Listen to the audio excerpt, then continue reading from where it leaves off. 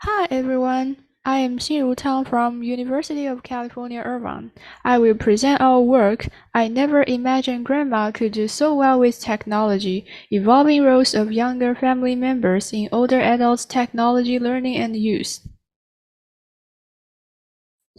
Older adults often face challenges in technology learning and use because of factors such as digital illiteracy, declines in physical and cognitive abilities. Research suggested that younger family members are one of the major support sources of older adults in technology learning. However, there is evidence suggesting that family support is often challenging because of difficulties in teaching, disagreements on technology use, and so on. In this work, we try to unpack the family dynamics during older adults' technology learning and use. We propose a research question: how do younger family members support older adults' technology learning over the long term? To address the question, we conducted one-on-one semi-structured interviews with 20 older adults and 18 younger adults in China, including 9 families. Based on the interview results, we uncover a typical family support pattern among our participants. Specifically, there are 3 major stages in older adults' technology learning, that is, adoption, onboarding, and maintenance. These 3 stages are recurrent because older adults may explore new devices, applications, or features during their use of technology. In this process, younger family members also play as evolving roles as influencers, supporters, protectors, and some of them may even become monitors. We highlight challenges in teaching and tensions in protection may emerge in the later stage of this process. Next, I will briefly introduce what will happen in each stage of this process, but I highly encourage you to check out for more details in our paper.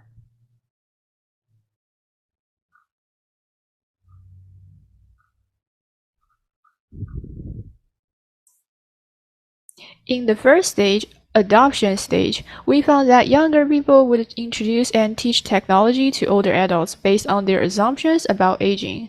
It's very common for younger people to have a relatively low expectation towards older adults' learning abilities, and also many of them would think the ideal retired life should be simple. This quote from YA is a typical example.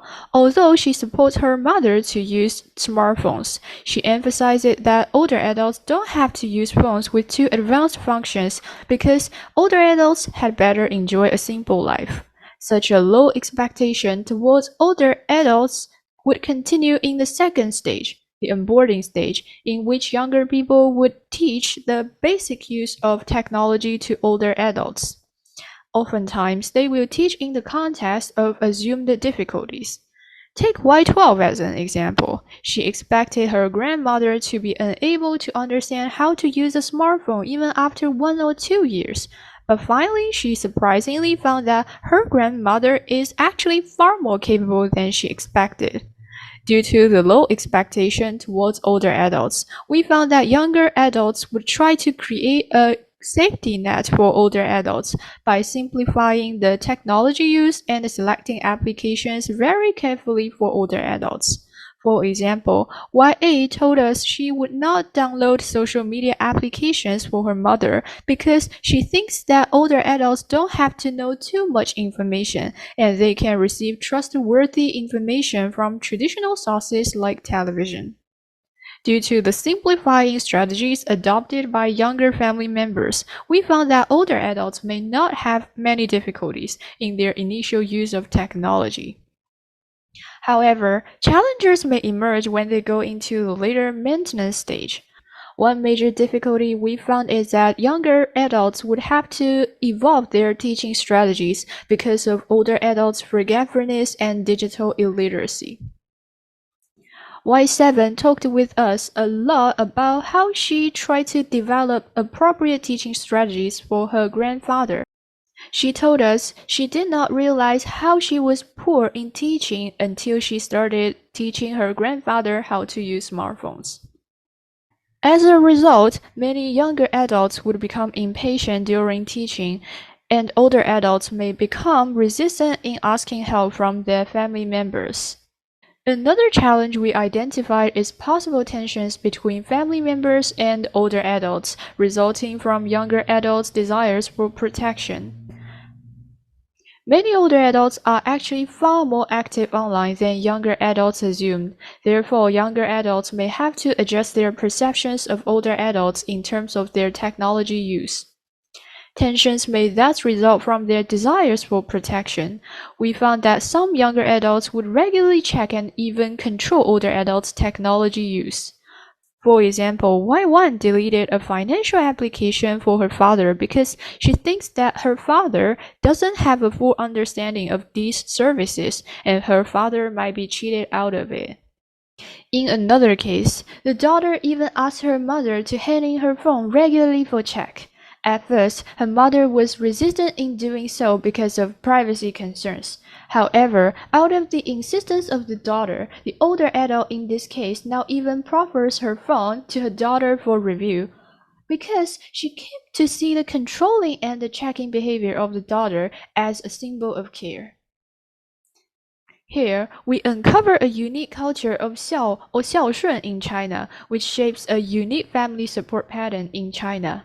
Xiao or xiaoshun is usually translated into filial piety in English, which basically means respect, obedience, and care towards older family members. Under the influence of such a cultural context, younger adults in China may see supporting older adults in technology use as their responsibilities, and older adults in China may also be comfortable in receiving care from their younger family members. Similar culture can be found in many countries in Latin America and Asia. As such, filial piety may play as a cultural factor that can buffer burdens and tensions in family support in many countries. We highlight three takeaways from this study.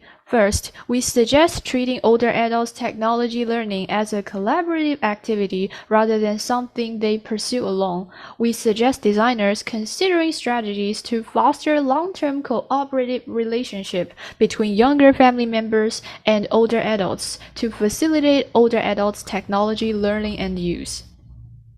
Second, we emphasize that older adults' technology learning is a recurrent, dynamic, and evolving process that needs long-term and stage-based care. Last, we draw attention to filial piety as an important cultural context that shapes a unique family support pattern in China and possibly other countries practicing similar cultures. This is different from the Western model emphasizing older adults' preference towards independent learning. Therefore, we highly encourage designers pay attention to the roles of family members when designing technical support systems for older adults in cultures practicing filial piety. Thank you very much.